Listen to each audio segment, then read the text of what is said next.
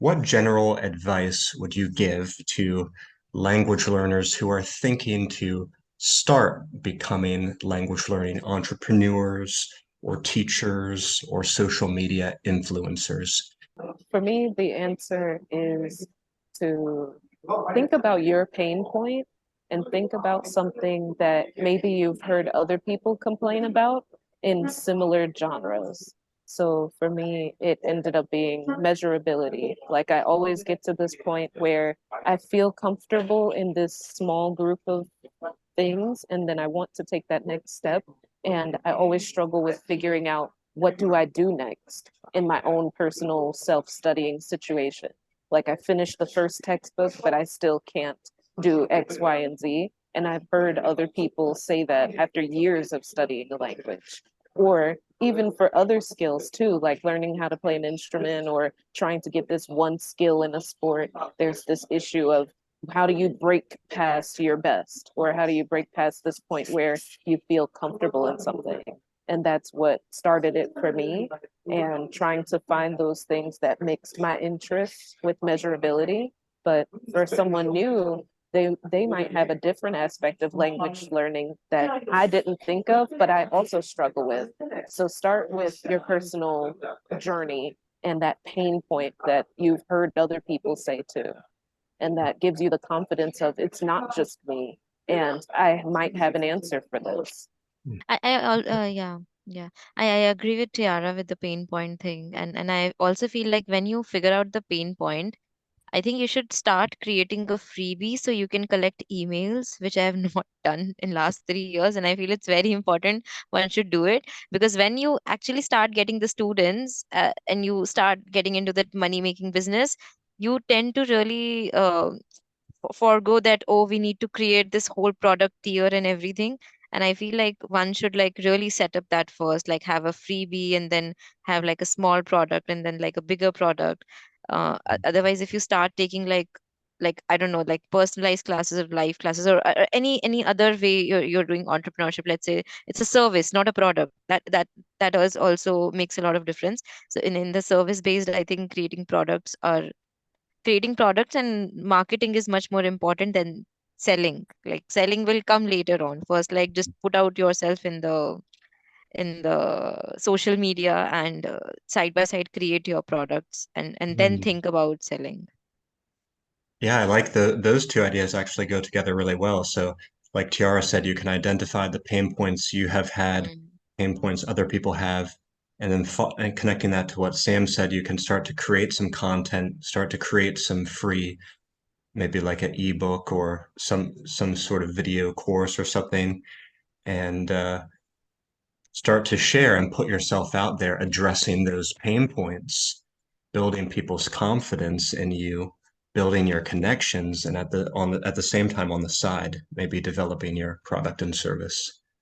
So mm, yeah, I like that idea too. I think people, don't hesitate to start putting yourself out there and start trying to provide useful content. So a lot of people they work in anonymity for too long on this one baby. They have this one product idea or this one idea, and they're trying to make it perfect before they reveal it and themselves to the world.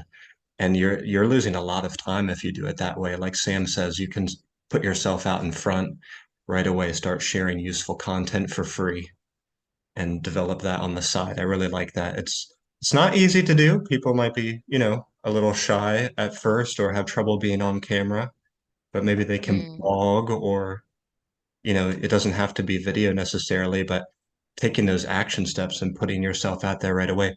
I should have done that, come to think of it.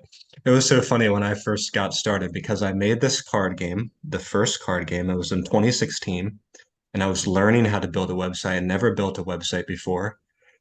And the whole website, like I buried the card game inside a website that made no sense. The website was just a collection of like every idea that I had that I thought was good. And then I just kind of sat back hiding behind, the website waiting for a sale. Now, if I would do it differently, I would do it just like Sam is saying. I would set up a few profiles on social media and come right out and be right out in front, delivering value, delivering content and earning people's trust. and building a following and engaging with the community, and then, developing that product on the side. Product is there if you want it. That's way more action oriented, way more, putting yourself out there. I love that.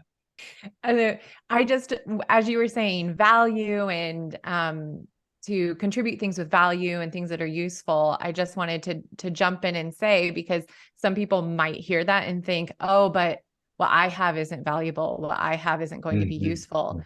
But there's 2 points with that. One, you start sharing now, because even like Matthew, as you were telling your story, like you weren't sharing those things and then they just sat there, but they could have been valuable to somebody. And then as you continued to learn and grow, well, you change the way that you're doing things. And I guess just not to judge what you're putting out there as not valuable and not useful, because you never know who's going to find it. And we, just like with languages, like you start saying the first words that trying to construct sentences and communicate as best you can.